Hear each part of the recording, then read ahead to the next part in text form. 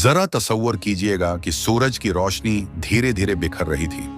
गलियों में हल्की सी चहल पहल शुरू हो चुकी थी।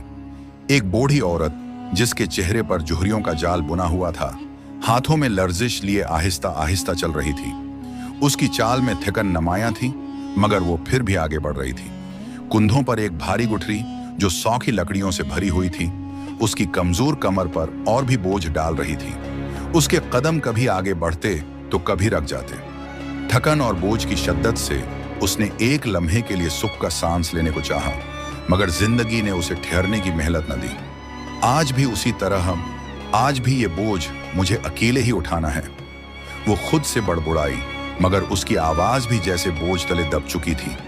उसकी आंखों में न कोई उम्मीद थी, न कोई शिकायत, बस ये रोज का मामूल था और वो इसी मामूल को निभा रही थी। काश कोई मदद को आ जाए, ये ख्वाहिश उसके दिल में कहीं दब चुकी थी। लेकिन अचानक बूढ़ी औरत ने थकन के मारे लकड़ियों का गट्ठा जमीन पर रख दिया।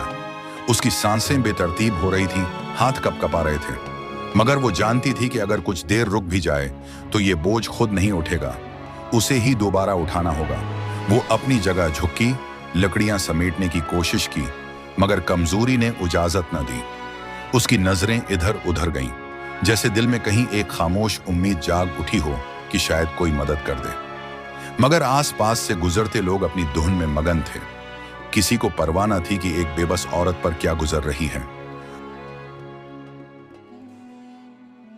मगर आसपास से गुजरते लोग अपनी धुन में मगन थे। किसी को परवाह न थी कि एक बेबस औरत पर क्या गुजर रही है। उसी लम्हे एक मेहरबान शख्सियत उसके करीब आई। कदमों की आहट बहुत हल्की थी, मगर उसमें एक अपनायत थी, एक सुकून था।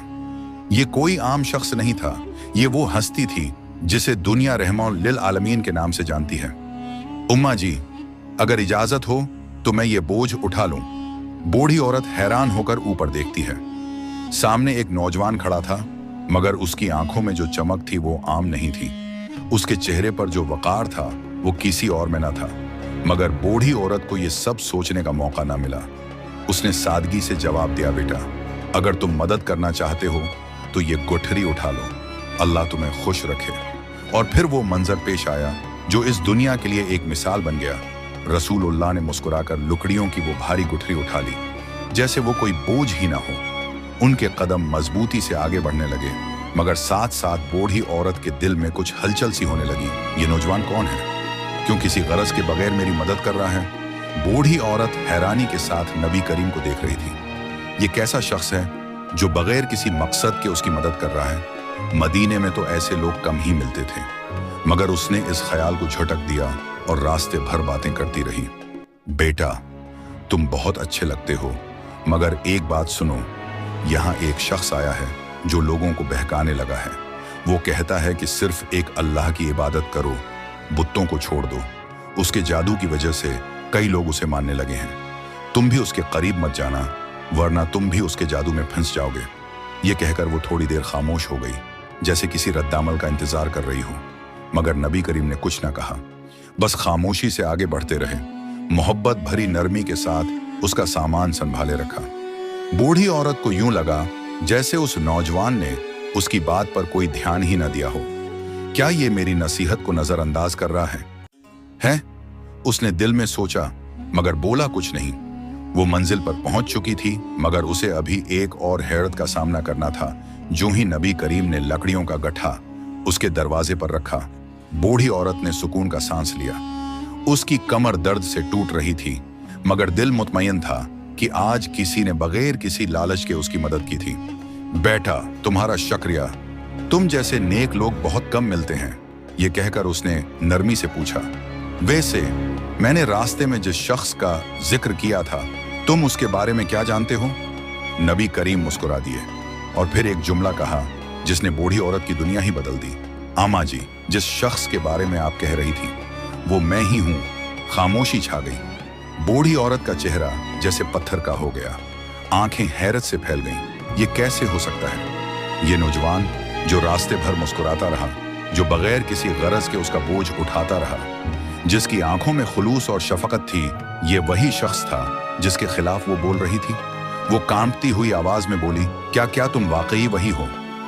नबी करीम ने इस बात में सर हिला दिया। और तब बूढ़ी औरत के दिल में एक जलजला आया। कैसा जादू है? वो सोचने लगी, ये कैसी शख्सियत है जिसके पास कोई दलील नहीं, कोई ताकत नहीं, मगर फिर भी दिल जीत लेता है। आंसू उसकी आंखों से बहने लगे। बेटा, अगर तुम वही हो तो मैं गवाही देती हूं कि तुम्हारी बातें सच हैं। और यूं उसने कलमा पढ़कर इस्लाम कबूल कर लिया। बूढ़ी औरत के होंठ कपकपा रहे थे। आंखों में हैरत, पशीमानी और कुछ न समझ सकने वाली कैफियत थी। ये वो लम्हा था जब उसकी सारी जिंदगी की सोच बदलने वाली थी। क्या तुम वाकई वही मोहम्मद हो? उसने फिर से पूछा, जैसे अपने कानों पर यकीन ना आ रहा हो। नबी करीम ने नरमी से मुस्कुराकर जी हां फरमाया। ये वो जवाब था जिसने बूढ़ी औरत की दुनिया हिला दी। यही तो वो शख्स था जिसके बारे में वो दिन रात गलत बातें सुनती रही। यही तो वो शख्स था जिसके खिलाफ उसे दूसरों ने भड़काया था। मगर ये वो शख्स भी था जिसने आज उसकी मदद की थी, जिसने उसका बोझ उठाया था, जिसने उसे रास्ते भर एक लफ्ज भी सख्ती से ना कहा था। ये कैसे हो सकता है? उसके दिल में ख्यालात की जंग छिड़ चुकी थी। अगर ये शख्स बुरा होता तो क्या मुझे यूं बगैर किसी गरज के सहारा देता? अगर ये वाकई लोगों को बहकाने वाला होता तो क्या मेरे हमराहों ने मुझे यूं सहारा दिया होगा? साथ इतना खुलूस बरतता? आंसू उसकी आंखों में चमकने लगे। उसने नबी करीम की तरफ देखा, फिर आसमान की तरफ, जैसे किसी बड़े फैसले की तैयारी कर रही हो। फिर उसकी जबान लरुसते हुए बोली, बेटा, मैंने सारी जिंदगी झूठ सुना। अगर तू वही मोहम्मद है तो यकीनन तू सच्चा है। मैं गवाही देती हूं कि अल्लाह के सिवा कोई माबूद नहीं और तू उसका रसूल है। और यूं वही बूढ़ी औरत जो नबी करीम के खिलाफ थी, आज खुद मुसलमान हो गई। यही तो नबी करीम की ऐली अखलाकी ताकत थी जो पत्थर दिलों को भी मोम कर देती थी। क्या आपको ये कहानी पसंद आई? अगर आप मजीद ऐसे ही दिलचस्प और वायरल होने वाले इस्लामी वाक़यात चाहते हैं तो बताएं। और हाँ, चैनल को सब्सक्राइब करना ना भूलें।